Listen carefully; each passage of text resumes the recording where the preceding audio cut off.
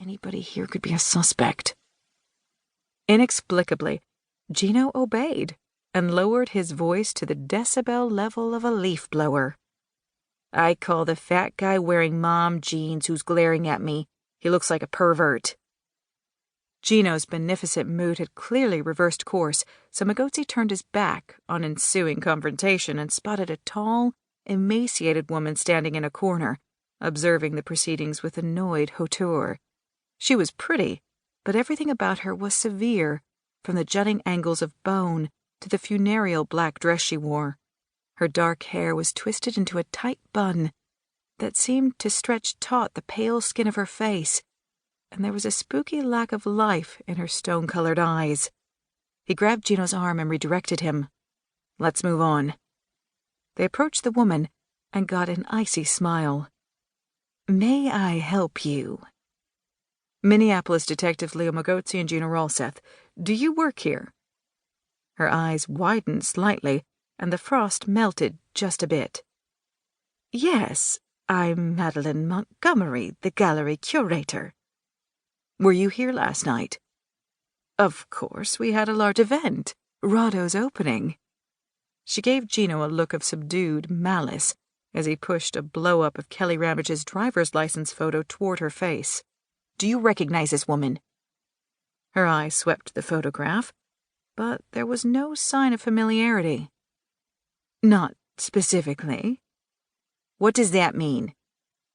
She's an attractive blonde woman. They don't exactly stand out in Minnesota. This attractive blonde woman will stand out to you for the rest of your life, Miss Montgomery. We're investigating her death. We believe she was here last night before she was murdered. Her cool decayed quite a bit more, and her eyes darted around the gallery. Please, let's step into my office. Madeline Montgomery's office was as minimalist as the rest of the gallery, but, thankfully, without the disturbing artwork. She gestured to two chairs that looked like molten resin blobs with wings, then sat down in her own weird, different sort of blob chair behind a pale birch desk. What can I do to help you, detectives? We need to see any surveillance footage you have from last night. Certainly. Would you like to view it here, or shall I have a copy made? A copy would be fine, thank you. Madeline didn't seem the least bit put out, and spoke softly into a tiny discreet comm unit that had been concealed beneath the fluted black fabric of her collar. Magozzi noted that the words police and detectives came up a couple of times.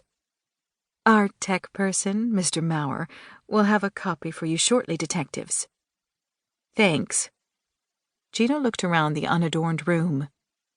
So, Rotto is a pretty controversial figure. Seeing his work, I understand why.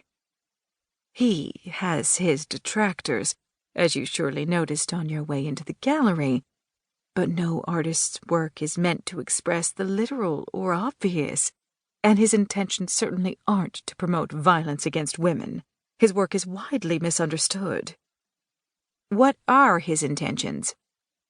To highlight the analog between actual physical bondage and violence to that engendered by technology. In his opinion, there is no distinction. Gino presented his best, gosh, golly gee, I'm just a hick impersonation. Maybe you can explain that. I'm not really an art guy.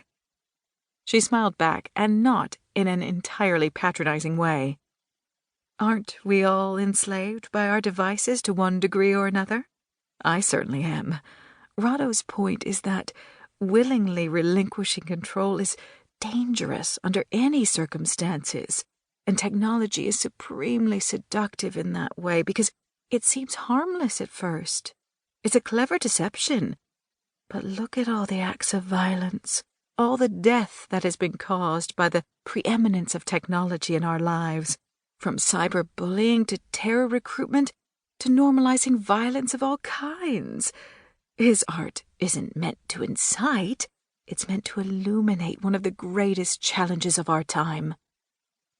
Magozzi noticed that Gino was making an exhaustive effort not to roll his eyes or puke. That's a pretty big